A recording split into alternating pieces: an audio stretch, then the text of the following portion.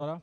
Senhor nosso Deus, nosso Pai, nós te louvamos, Senhor, e te agradecemos, Senhor Deus, por mais essa oportunidade, Senhor, de vida que tu nos deste, Senhor. Obrigado, Senhor, por tudo que o Senhor faz, Pai, em nossas vidas, Senhor. Perdoa, Senhor, por às vezes, ó Pai, sermos, ó Pai, não fazemos aquilo, Pai, que deveríamos fazer, Senhor Deus. Perdoa, Senhor, por às vezes, ó Pai, não estarmos focados em Ti, Senhor Deus. Que a Tua palavra diz, ó Pai, buscar a Ti em primeiro lugar, ó Pai, que nós possamos colocar a Ti, Senhor, em primeiro, ó Pai, em nossas vidas, Senhor Deus. Ó Senhor, que nós possamos realmente, ó Pai, estar dispostos, ó Pai, estar diante de Ti, te servir, Senhor Deus. Ó Senhor, ajude-nos, Senhor. Tu sabes, Senhor, da dificuldade de cada um. Tu sabes, Senhor, do que cada um precisa, ó Pai. Tu é aquele, Senhor, que sonda, Senhor, os corações, Senhor Deus. Ó Senhor, venha falar conosco, ó Pai, através da Tua palavra, ó Pai, nesta manhã, Senhor Deus. Ó Senhor, venha, Senhor, receber, Senhor, o nosso louvor, a nossa adoração, ó Pai, que nós possamos, ó Pai, estar sempre, Pai, com o coração, ó Pai, agradecido, Senhor Deus. Ser conosco, ó Pai, e ser com todo, Senhor, o trabalho, Pai, deste dia, Senhor. Abençoa a escola dominical, Senhor, a palavra. Continua abençoando o pastor, Pai, dando força, Pai, dando saúde, ó Pai, e sabedoria, Senhor. Ser com ele, ó Pai, e ser com tua palavra, Pai, é o que eu te peço, Pai, em nome de Jesus, Pai. Amém. O texto de hoje está em Mateus, capítulo 5, versículo 14 a 16. Mateus, capítulo 5, 14 a 16, diz assim: Vocês são a luz do mundo. Não se pode esconder uma cidade construída sobre um monte. E também ninguém acende uma candeia e a coloca debaixo de uma vasilha. Ao contrário, coloca no lugar apropriado e assim ilumina a todos os que estão na casa. Assim brilha a luz de vocês diante dos homens, para que vejam as suas boas obras e glorifiquem ao Pai de vocês que está no céu. Amém? Vamos continuar com louvor. Os irmãos. Nós temos ali uma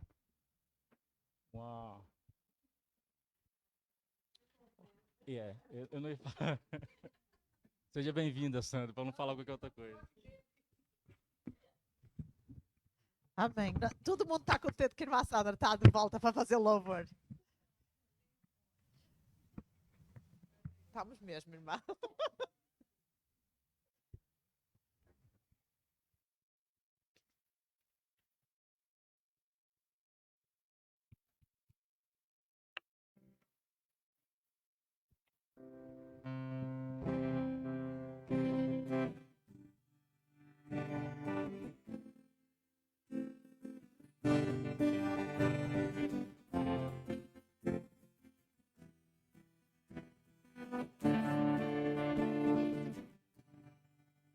Minha fé não está firmada nas coisas que podes fazer.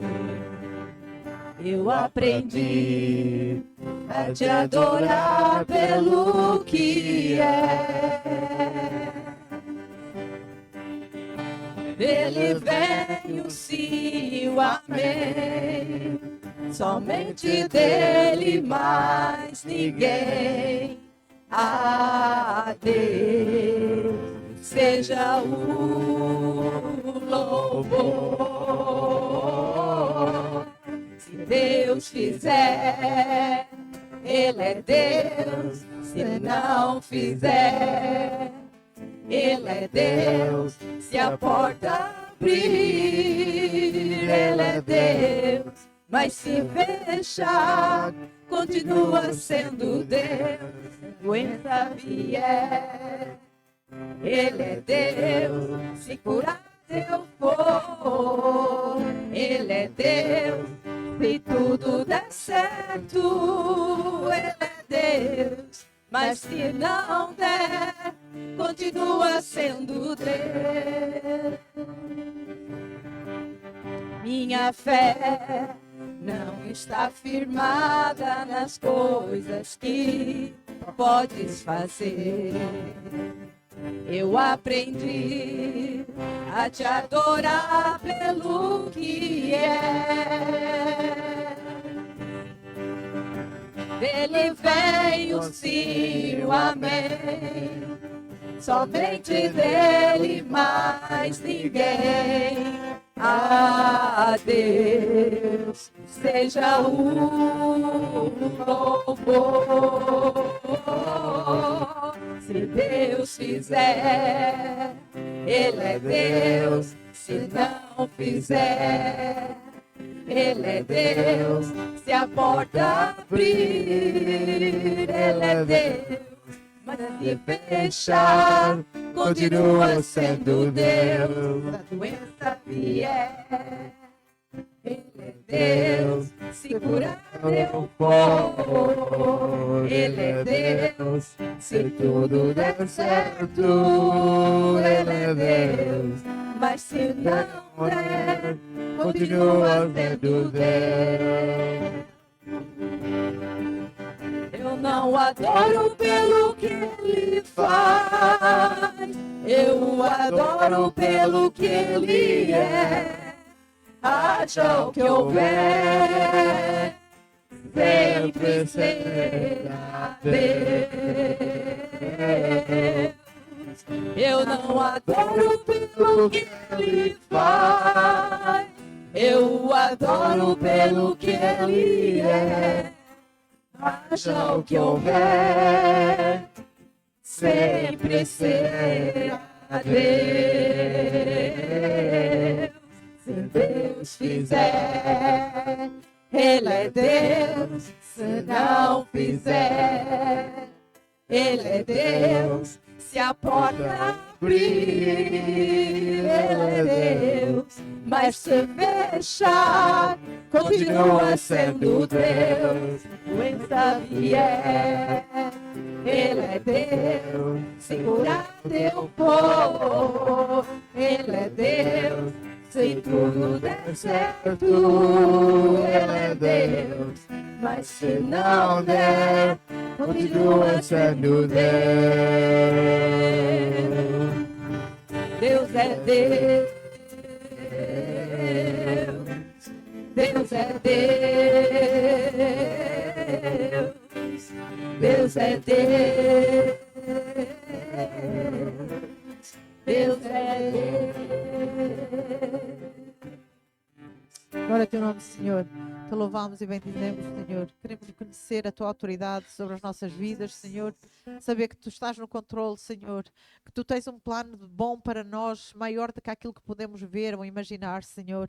Queremos estar um dia contigo nos céus, Senhor. Tu já nos garantiste a vida eterna, Senhor. Tudo o resto não vale a pena, Senhor. Obrigado, Senhor. Fortalece a nossa fé. Ajuda-nos a crescer em amor para contigo e para com a tua igreja. Glória ao teu nome, Senhor. Amém.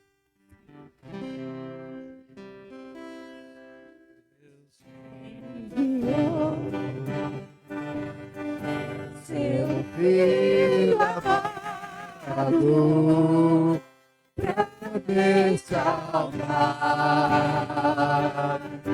e perdoar, na cruz morrer por meus pecados. Surge o Pai está, porque Ele vive, posso perdoar amanhã, porque Ele vive, imortal.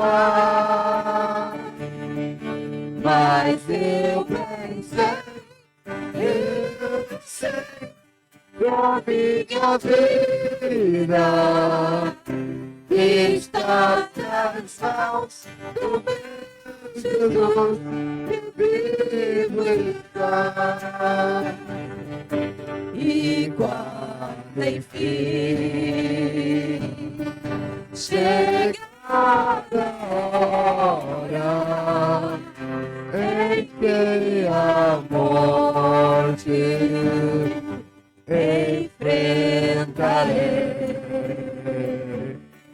sem medo entrar, vitória.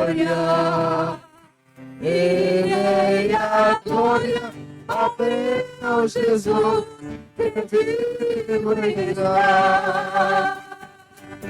Porque Ele vive, posso crer no amanhã.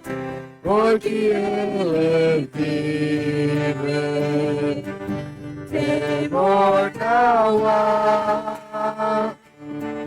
Mas eu pensei, eu sei que a minha vida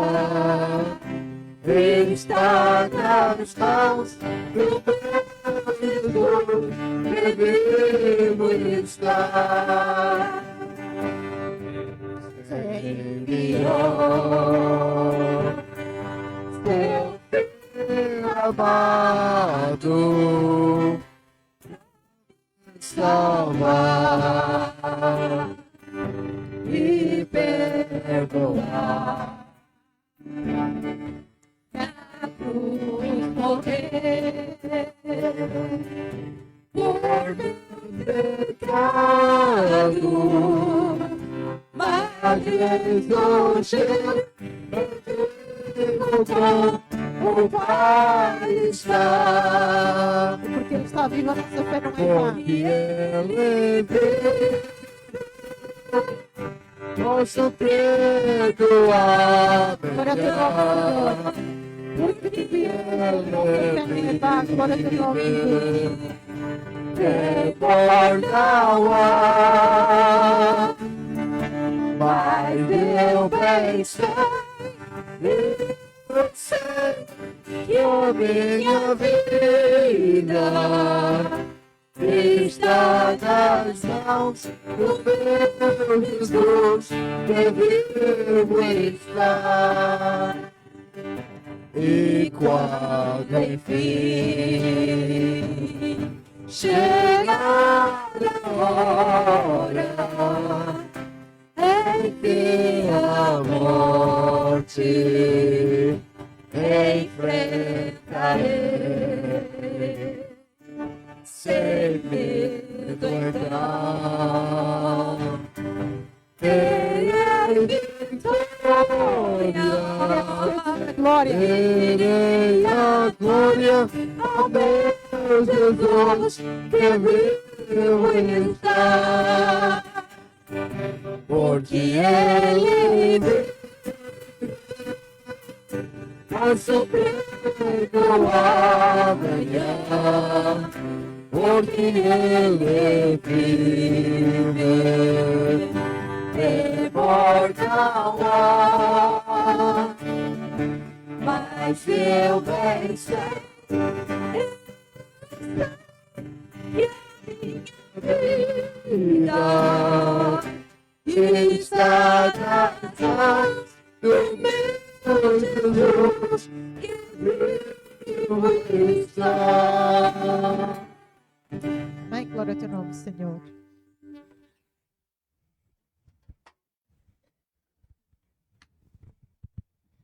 Amém. Podemos ficar sentados, amém? Louvado seja o nome do Senhor para sempre. E porque Ele vive, nós podemos crer no amanhã. Louvado seja Deus. De volta ao livro de Romanos, esta manhã, de volta ainda no capítulo 9, nós vamos hoje estudar do versículo 19 ao versículo 23, um texto muito precioso da palavra do Senhor que faz referência ao Antigo Testamento e à questão aí do oleiro e do barro.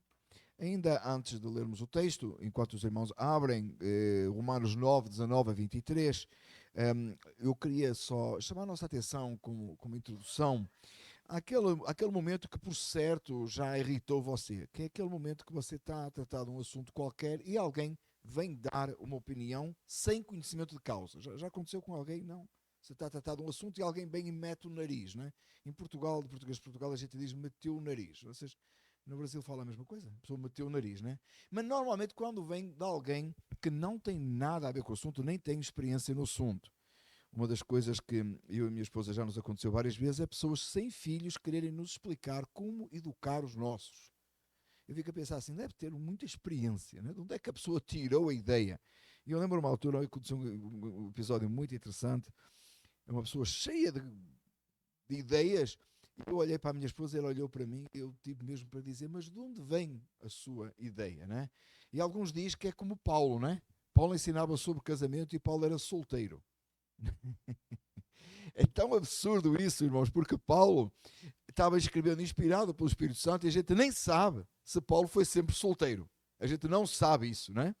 Mas não tem nada a ver. Amém, irmãos? Eu só estou a trazer isto para que traga de alguma forma, uma introdução para o que vamos estudar esta manhã. Claro que quando se trata de coisa bíblica, nós temos sempre alguma coisa a dizer bíblico, não nosso, não do nosso entendimento. Amém? Vamos então ficar de pé, ler a palavra do Senhor, Romanos 9, 19 a 23, para assim partirmos então para o texto. Amém? Romanos 9, 19 a 23 diz assim, mas algum de vocês me dirá, então por que Deus ainda nos culpa?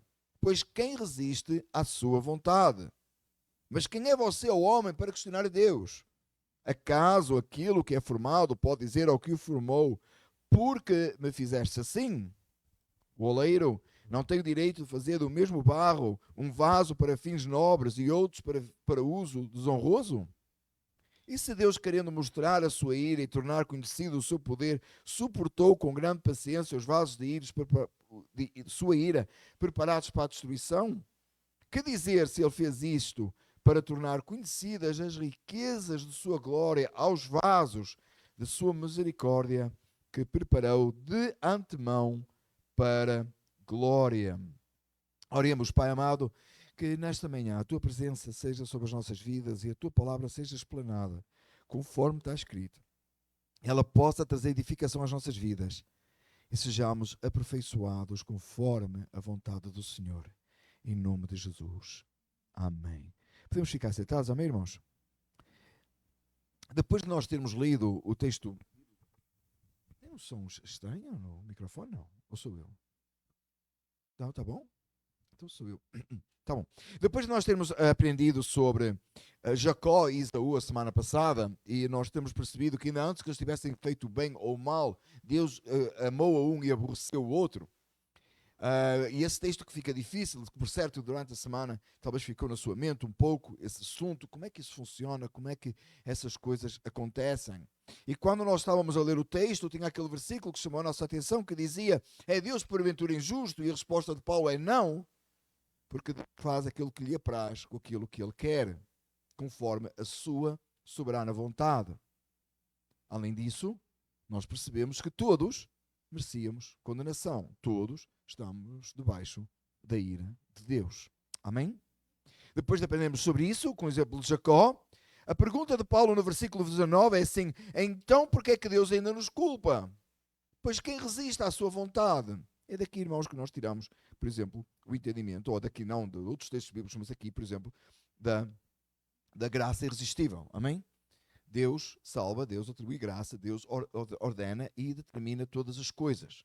Por muito difícil que nós sejamos, e o que mais nos confunde é aquelas coisas que aquelas decisões que nós pensamos que tomamos à parte da vontade de Deus, quando na verdade é o Senhor Deus que opera todas as coisas determina e nada acontece fora da sua direção, daquilo que Ele assim entende.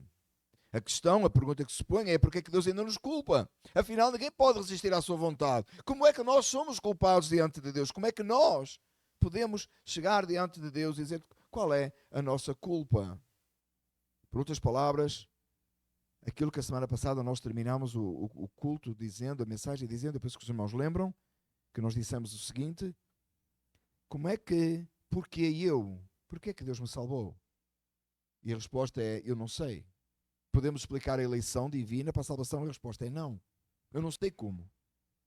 Eu sei que não é pelas obras, não é pela presciência de Deus, falámos sobre isso a semana passada, sei que não é por qualquer obra que eu fosse fazer no futuro, que Deus sabendo, então me salvou, não é por isso, porque eles ainda estavam no ventre da mãe, ainda não tinham feito bem nem o mal, E Deus assim determinou amar um e aborrecer outro? A resposta é: nós não sabemos. E aqui neste versículo 19 há o reforço dessa ideia. Então porquê? Porquê assim? E meus amados irmãos, o mais triste é haver tanta gente tentando explicar aquilo que não pode explicar e não simplesmente ler, pregar, ensinar o que está escrito, o que é explicável.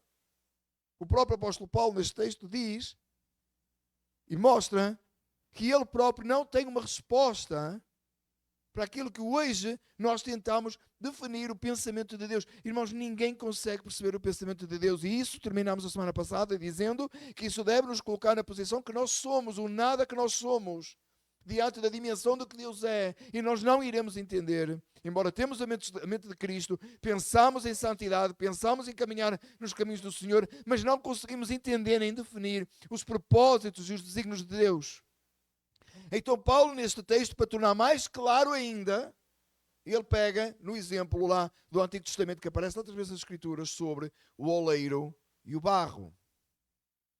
E talvez, meus amados irmãos, para alguns de nós, alguns de vocês, não de nós, alguns de vocês, o exemplo do oleiro e o barro é qualquer coisa que você viu num documentário na televisão ou você viu no museu.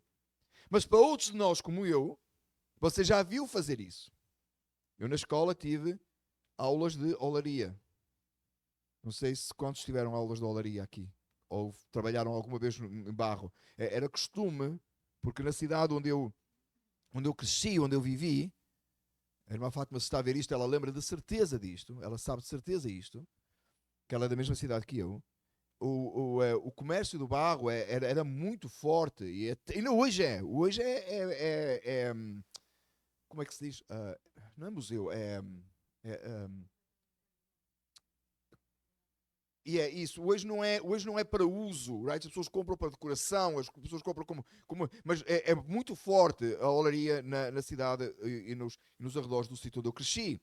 Mas ainda lá no tempo, lá atrás, era o que as pessoas usavam, os utensílios na casa. Cozinhava-se em pote de barro.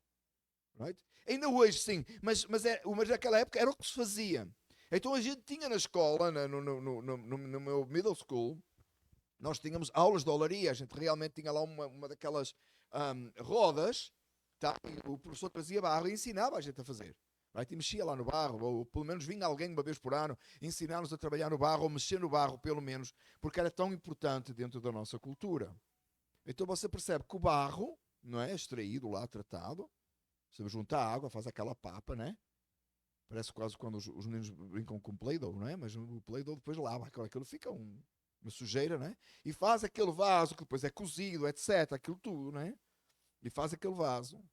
E daquela mesma massa, segundo Paulo explica aqui, e nós temos conhecimento disso, e por certo você já viu documentários sobre isso, sei que é mais novo que talvez, pelo menos os mais novos que nasceram nos Estados Unidos, possivelmente nunca viram, pessoalmente, mas sabem por certo que eu estou a falar. E o oleiro faz daquela massa aquilo que ele quer. Ele faz um vaso, não sei o direito, ele parte o vaso, certo? Bate no vaso, parte o vaso, amassa de novo, faz outra coisa. Faz o que ele quer com o barro. Porquê? Porque ele é o oleiro. E o barro, a massa, não se pode jamais virar para o oleiro e dizer: porquê é que fizeste assim? Eu não queria ser assim. Eu não queria ser assim. Eu queria um vaso, eu queria ser um vaso para flores, mais bonito, mais elegante. Fizeste muito barrigudo em baixo e muito achatado. O vaso pode dizer isso? Não pode. O vaso pode falar assim? Não pode. Contudo, Paulo explicando isso, o oleiro diz assim: acaso aquele que é formado pode dizer ao que o formou porque me fizeste assim? E a resposta é não. Segundo, o oleiro não tem o direito de fazer do mesmo barro um vaso para fins nobres e outros para fins desonrosos. Da mesma massa, do mesmo barro, o oleiro pode fazer uma jarra de flores ou um pote para cozinhar, né? Um utensílio de cozinha, uma bacia para lavar as mãos. Já é menos desonroso, não é? É menos honroso, não é? Uma bacia de lavar as mãos. Ou até o próprio do tal do penico que coloca debaixo da cama. Da mesma massa. E ele faz o que ele quer. Da mesma massa. não, os irmãos acharem engraçado. Tá bom, mas é isso mesmo, não é? Paulo está a explicar uma figura muito clara de que o oleiro, na representação aqui, Deus, faz conosco o barro. E é tão precioso, meus amados irmãos, que nós fomos criados do pó da terra. É uma analogia tão perfeita aqui, que a argila, né? A argila, lá do barro, é isso mesmo. E ele faz o que ele quer. E determina o fim daquele vaso. Para que questionar a Deus? É uma diferença muito grande, irmãos, o que eu estou a dizer aqui, entre você ter perguntas e você, em suas orações, humildemente chegar diante de Deus e dizer assim: Senhor, abre o meu entendimento porque eu não entendo, ou dá-me fé para aceitar. Talvez, meus amados irmãos, a nossa oração devia ser muito mais, quando diante deste texto do capítulo 9 de Romanos, a nossa oração devia ser muito mais: Senhor, ajuda-me a aceitar esta verdade, do que tentar pegar, como muitos têm feito, nesta verdade, e tentar torcê-la e destorcê-la e dizer, não é bem assim. O que Paulo está a dizer aqui é outra coisa. Paulo está-se a referir aqui, eu li isso recentemente, Paulo está-se a referir aqui àquela questão entre os ismaelitas e os israelitas. Não é de aplicação para a salvação. Como não é? De que é que Paulo está a falar aqui? O oleiro não tem o direito de fazer do mesmo barro um vaso para fins nobres e outros para fins honrosos. Meus amados irmãos, por que nós temos que olhar para este texto quando Paulo nos ensina, inspirado pelo Espírito Santo, Deus falando para nós, de que Deus faz o que Ele quer com o que é dele, e que nós não devemos de questionar, não devemos revoltar contra Ele, devemos humildemente aceitar? Porque é que nós temos que pegar um texto tão claro e evidente da verdade, do nada que nós somos, e queremos tirar de explicações com Deus? Tanta gente fazendo isso. Senhor, eu mereço. O que é que você merece? O inferno. Senhor, eu mereço. Eu fiz isto, eu fiz aquilo. Você fez nada. Se você serviu alguma vez ao Senhor em alguma coisa, foi Deus que te usou, foi Deus que te permitiu, foi a oportunidade divina. Ser grato. Chega diante de Deus com uma lista. Às vezes eu ouço alguns desses. Por isso que eu falei, meus amados irmãos, eu falei essa semana passada, eu acho que não sei se foi aqui a Cenas Comunical, a teologia da prosperidade não cabe em Romanos 9. Não tem de onde você tirar. Não tem de onde você tirar. Um dos problemas da teologia, a razão pela qual a teologia da prosperidade tem-se desenvolvido tanto, e cada vez parece mais ainda, pior ainda, não sei, parece que ninguém acorda para a realidade, para a verdade, é porque ignoram textos como este, porque aquele que for reformado, aquele que pegar na verdade da Escritura, aquele que for bíblico, e olhar estas verdades, ele jamais poderá entender ou aceitar a teologia da prosperidade. Por isso que ela só cabe nos outros meios, nos meios em que a salvação é uma opção. Ora, se você optou por uma coisa, você tem direito a qualquer coisa, porque você fez a sua decisão, não é isso? Você pagou para isso. Você chega no Dunkin' Donuts, ou pelo menos alguns de nós chegam, a irmã Isabel chega de certeza, no Dunkin' Donuts e diz assim: eu quero um café, e eu quero um café light and sweet. Sim, I know, I still remember until today. Uma vez por engano eu dei um golo no café dela. Oh! Não parecia nem... Lembra? Oh! Yes. Parecia uma sobremesa. Sabe quando você toma aquela sobremesa muito doce? Eu estava à espera daquele sabor a café, né? Você vai lá, pega lá, quero um light and sweet. Deu um amargo e forte. Aí a irmã pagou, vai de volta lá, não vai? Vai de volta lá e diz assim: olha, I'm sorry, não é o que eu pedi. Definitivamente não é o que eu pedi. Eles vão ter que pedir desculpa e dar outro, não é isso? Acertar. Porquê? Porque você pagou. Ora, se você pagou, você tem direito a exigir. É daí que vem essa teologia de que você aceita Jesus, você tem o direito. Aí você aceitou Jesus, você tem o direito de ser salvo. Misericórdia, quem é você, ó barro? Para dizer tal abominação? Depois daí vai, ora, se eu estou a servir a Deus com os meus dízimos, eu tenho o direito de ser rico. Claro, bem na sequência. Aí eu estou servindo ao Senhor com o meu trabalho, eu tenho direito a ter saúde. Aí quando não dá certo, aí o pastor tem que fazer, receba. Com este sistema novo dá, Tiago. Talvez a gente devia começar a fazer isso. E dá um sopro para aqui, receba para lá, bem baseado em quê? Na ausência de entendimento que você não merecia a salvação, você merecia o inferno. Deus, por sua graça, misericórdia, te arrancou do lamaçal do pecado e da morte e te trouxe para o reino dele. É isso que está a dizer. Você olha e diz, eu sou o barro. Eu merecia ser penico e tu me fizeste um vaso de flores. É isso que o texto diz. Eu merecia ser um vaso para desonra, eu merecia ser destruído, mas tu fizeste de mim um vaso para a tua glória. Resulta sempre num coração grato, resulta sempre num coração satisfeito diante de Deus, onde Deus é glorificado.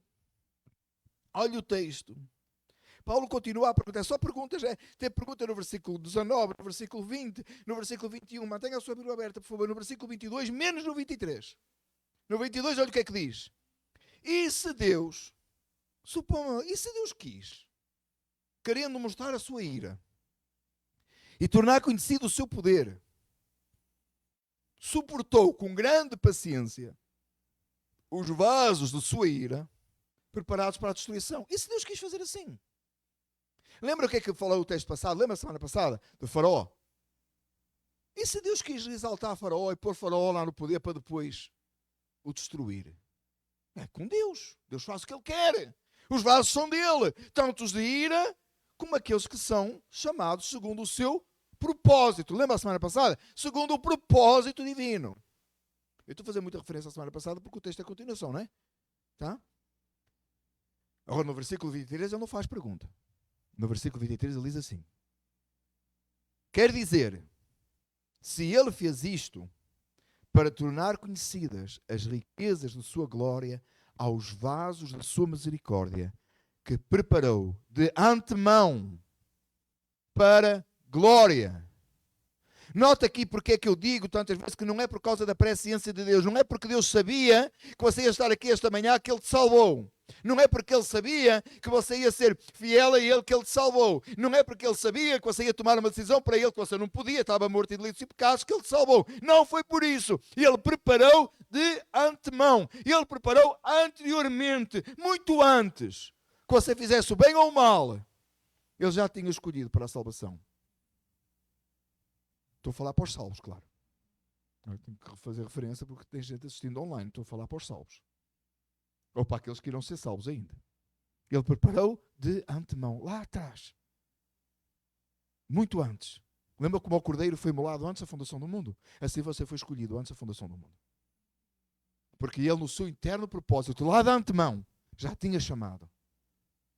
Quer dizer, se ele fez isto para tornar conhecidas, com o propósito de quê? Tornar conhecidas as riquezas de sua glória. Deus quer tornar conhecidas, Deus determinou que ele devia tornar conhecidas as riquezas da glória dele em si, para que a glória seja somente de Deus. Eu amo as doutrinas da graça. Primeiro porque elas são bíblicas, não? Eu estava a esperar que os irmãos dissessem amém. Eu amo as doutrinas da graça primeiro porque elas são bíblicas, amém? Amém. E uma das claras evidências é que elas trazem sempre glória somente ao nome do Senhor nosso Deus. Essa é a principal evidência. Um evangelho que não traz glória ao nome do Senhor não é evangelho. Qualquer música que nós podemos cantar, e saiu para aí, né? Esta semana foi terrível. Qualquer música que saia para aí que não traga glória ao nome do Senhor não é hino, não é louvor, não é adoração. Saiu o grande debate aí, né? Do Evangelho dos Fariseus. Não é adoração, não é louvor. Não traz glória ao nome do Senhor. Deus não é glorificado. Não exalta o corpo de Cristo. Não mostra quem que Jesus é. Não mostra a revelação da glória do Senhor. Não é louvor. Está bem claro. Qualquer coisa que nós façamos que não seja para a glória de Deus é pecado. Um evangelho que não glorifica a Deus é um evangelho falso e pecaminoso. É o falso evangelho. É dos falsos profetas. É dos anátemas. Separados, não para glória, mas para destruição, para condenação. Para fazer, se ele fez isto, para tornar conhecidas as riquezas da glória, os vasos de sua misericórdia, que preparou de antemão para glória. Você foi chamado para a glória de Deus. Você foi chamado para exaltar a Deus. Você foi feito de um vaso, de um barro que não prestava. De um barro fraco, de um vaso para desonra. Que não tinha nenhum valor. Deus pegou, destruiu, amassou, fez de novo e fez um vaso para a sua glória. Louvado seja o nome do Senhor nosso Deus. Isto é salvação. Isto é um nascer de novo. Que Jesus falou a Nicodemos, necessário é nascer de novo. Isto acontece por causa da cruz do nosso Senhor Jesus Cristo. Isto acontece por causa da ressurreição de entre os mortos. Isto acontece porque a glória de Deus seja manifesta ao mundo hoje através da sua igreja. Isto é o Evangelho. Esta é a verdade do Evangelho. Como é que nós aplicamos este texto na nossa vida? Além de nos alegrarmos e regozijarmos no Senhor por tudo aquilo que Ele faz. Em primeiro lugar, irmãos, não contendamos com Deus. E Ele é Deus, e nós cantamos isso. Deus é Deus. Está a ser tão bom ter cantado este hino durante este tempo. E foi Juliano. Que bom, irmão. Foi até ótimo. Aliás, vocês vão mudar, não é? Precisava de acabar Romanos 9 antes. Mas tudo bem, ficamos na mente. Deus é Deus. Deus é, não estou querendo impor aí. Deus é Deus. Primeiro, não fica a contender com Deus. Você pode fazer as suas perguntas humildemente diante do Senhor. E a maior parte delas, quando tem a ver com os desígnios e os propósitos de Deus, a sua resposta vai ser: Senhor, obrigado, porque eu não entendo, ajuda-me a aceitar a verdade. Eu não estou aqui a apelar à ignorância, irmãos. Entenda, por favor, eu não sou, nunca fui. Eu tenho quase a certeza que a maioria de vocês nunca teve um pastor que mandasse ler tanto, desse tanto texto para ler diariamente. Nunca, irmãos, eu sou a favor que o povo seja instruído na palavra de Deus. Ele tem que conhecer a Deus, conhecer a Bíblia, estudar, ler, irmãos, diariamente, para crescer na fé. Eu acho que vocês sabem isso, não é? Falta livro que eu estou sempre a sugerir e texto que você recebe no seu social media diário para você ler e estudar, está bem? Eu não estou aqui a fazer um apelo à ignorância, não é isso. Mas quanto mais nós conhecemos de Deus, mais humildes nós nos tornamos, dizendo: Senhor, eu não entendo os teus desígnios, mas eu te aceito. Eu aceito a tua vontade. Eu aceito a tua determinação. Eu aceito que assim seja, mesmo não entendendo. É por isso, meus irmãos, que a apologética às vezes torna-se perigosa, né? Estou farto de falar nisso. Cuidado. Que às vezes quer-se explicar aquilo que não é para explicar, é só para aceitar. Esta é para aceitar. Por isso é que é fé. A fé é o firme fundamento das coisas que não se vê e a certeza das coisas que se esperam. Então não pode explicar. É fé. Não significa que não sabe, não significa que não tem entendimento. Fé vem para ouvir a palavra de Deus. Mas não significa que você vai ter resposta para tudo. Há coisa que você nunca vai saber. Nunca vai saber. Há coisa que você nunca vai saber. Aliás, olhe para trás. Olhe para Abraão. Pela fé, e ele nunca podia pensar que hoje nós éramos filhos dele. Pela fé. Jamais ele poderia pensar tal coisa. Aceitou, recebeu, e um filho. Deus pediu para o imolar e ele foi lá. Então, pronto a matar o filho. Porque ele era fiel para até dos mortos o ressuscitar. Isso é fé. Crer no que Deus disse. Não porque tem as explicações. Porque se você tem as explicações já não é crer. Às vezes nós cometemos esse erro com os nossos filhos, não é? Você dá uma ordem e depois dá uma lista de explicações. Faz uma apologética inteira para explicar porque é que é assim. No final deu, tem que ser, não tem outra opção. Isso não é obediência. A obediência é assim e acabou. Mas isso seria para falar aos pais, para os filhos. Deus é Deus e Ele age como quer. Nada sabemos, nada somos e nada sabemos. Segunda aplicação, não fiquemos assombrados quando vemos vasos da ira permanecerem. Quando você vê um ímpio se levantando e até assumindo uma posição de poder, e acho que tem sido bem claro nos últimos anos, que o Senhor nos faça entender que Ele não perdeu o controle. Ele não perdeu o controle nas urnas. E isto para os irmãos, tanto todos os países, tanto os portugueses como os americanos, como os brasileiros. Deus não perdeu o controle nas urnas. Deus não perdeu o controle e disse: ops, e agora? Ganhou aquele que os crentes não queriam que ganhasse. Deus não perdeu o controle. Deus está no controle, meus irmãos e irmãos. Deus está levantando vasos da ira. E se Ele os quiser suportar para manifestar o seu poder, segundo o texto do capítulo, o versículo 22, louvado seja o nome dele para sempre. Deixa estar. Deixa que Deus faz. Saiba o seu lugar. Faça você o que é certo. Terceiro. Porém não que fomos Porém, nós que fomos levantados pela misericórdia, temos forçosamente de fazer manifesta a glória de Deus em nós. Primeiro ponto, não contenda com Deus. Segundo, não fique assombrado quando vê vasos da ira se levantando. Deus os levanta para a destruição, Ele faz o que Ele quer. Porém, nós, que temos sido levantados pela misericórdia do Senhor, vamos manifestar a glória dele em nós. E para isso vamos ler o texto de Mateus 5, 14 a 16, que o presbítero leu no início do culto. Mateus 5, 14 a 16. A propósito, irmãos, esta quarta-feira nós iremos estar a estudar precisamente, Jesus disse: eu sou a luz. Amém? No seguimento do nosso estudo bíblico, esta semana eu sou a luz. Mateus 5, 14 a 16 diz assim: vocês são a luz do mundo. Jesus disse que Ele era a luz, não é? Amém? E Ele disse que nós éramos a luz. Não na mesma intensidade, mas um reflexo daquele que habita em nós, que é Jesus Cristo, que pela palavra fomos santificados. Amém? Nós somos a luz do mundo. Não se pode esconder uma cidade construída sobre um monte. Outra vez. Principalmente em Portugal é muito claro isso, não é? A cidade onde a irmã Maria viveu e cresceu foi construída, cresceu há algum tempo, depois veio para cá, não é? Foi construída sobre um monte. Vê-se até de Espanha. Está construída sobre um monte. Não dá para esconder. Não dá para esconder. E é muito bonito. Cresce árvores à volta, os irmãos têm que ver, cresce árvores à volta, nenhuma delas cresce acima da fortaleza, né? Porquê? Porque ela está construída lá em cima. Quão alta tinha que ser essa árvore? Não tinha jeito.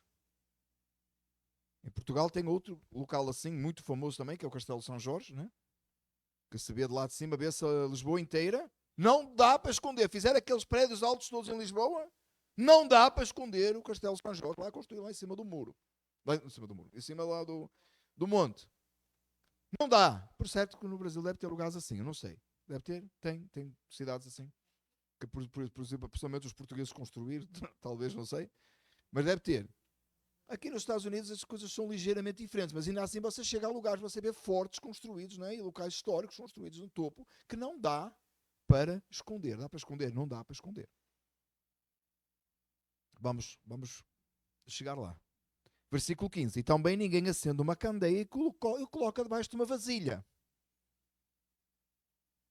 Coloca no lugar apropriado e assim ilumina a todos que estão na casa. Está certo? Assim brilha a luz de vocês diante dos homens, para que vejam as suas boas obras e glorifiquem ao Pai de vocês que está nos céus. Vamos desdobrar isto um bocadinho. Vamos gastar alguns minutos aqui para terminar. Jesus diz assim: vocês, para os discípulos, está a dizer para nós hoje, somos a luz do mundo. Jesus disse: eu sou a luz. Vocês são o reflexo da minha luz. Vocês têm a minha luz em vós.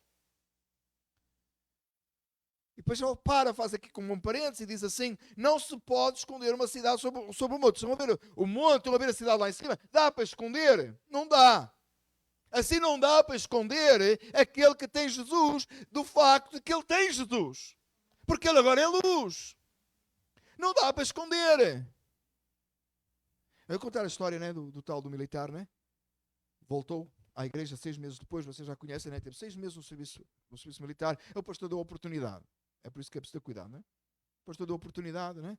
E o rapaz vem todo entusiasmado ao púlpito e diz: irmãos, eu estou tão feliz, tenho uma bênção tão grande, tive 6 meses no serviço militar, ninguém deu conta que eu era crente. Ninguém deu conta. E ele achou que é bênção. Tem agora um jeito aí de um crente 007, né? Undercover. Um crente undercover. Ninguém sabe. Tá? O crente, em Portugal fala a paisana, no Brasil fala a paisana, a polícia a paisana. É o crente a paisana. E ele anda por aí, ninguém deu conta, está camuflado. Ninguém deu conta. Aí você tem que, né? Depois de uma conversa muito profunda, lá pelo meio, pelo caminho, sai: eu estive na igreja ontem. Isso não faz você crente. Isso faz você crente. Se é cidade edificada sobre um monte, você não precisa nem abrir a boca, já todo mundo viu que você é anormal. Literalmente, você é fora do normal. Mas um género de extraterrestre é mais ou menos porque você pertence a outro reino que não é desta terra. Tem que ser diferente. Tem que ser diferente. Você não é mais normal. A normalidade do mundo não é sua. Aliás, na verdade, a verdade das verdades é que é o contrário, não é, irmãos? Esse mundo que parece normal é que é anormal. Porque eles são consequência do pecado. Quando Deus criou não era assim. Mas você está voltando ao início. Um dia você será, o seu corpo será glorificado, o Espírito Santo já habita em si. Você é diferente do mundo. Aos olhos de Deus você é normal. Você é esquisito, é estranho. O crente é assim um bicho raro. E cada vez está mais raro, irmãos. Porque cada vez tem menos. Parece que está aumentando, mas não está, irmãos. É deceiving, é enganador. Cada vez tem menos. É um bicho esquisito, raro. Faz umas coisas que ninguém quer saber. Que ninguém entende, ninguém quer ouvir. Ele quer viver em santidade. O crente agora, no dia 15 de Abril, está ansioso por pagar os taxas, porque é o seu dever. Não quer dizer que ele concorda. Taxation without representation. Não é que o crente concorda. Mas ele vai cumprir o dever dele, custo custar, porque ele é fiel ao Senhor e a palavra de Deus manda ser e pagar os impostos. Por exemplo. E tantas outras coisas, irmãos. Ele não mente, ele diz a verdade. Ele anda em santidade, ele busca a Deus. Ele tem desejo pelo corpo de Cristo, ele tem desejo por falar o Evangelho. Ele abre outra coisa, ele abre a boca e não fala outra coisa a não ser de Deus. Porque aquilo que o coração está cheio. Ele é anormal, ele é diferente, ele é como uma cidade construída sobre um monte. Ninguém coloca uma candeia, ninguém acende uma candeia coloca debaixo de uma vasilha. Não é que a referência hoje seria o candeeiro, não é? Os lindos candeeiros da nossa igreja que estão colocados no teto.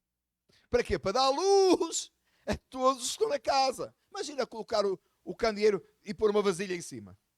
Esconder a luz. Para que serve? Para que serviria? Para nada. Ao contrário, o que é que faz com a candeia? A coloca no lugar apropriado. Um lugar apropriado.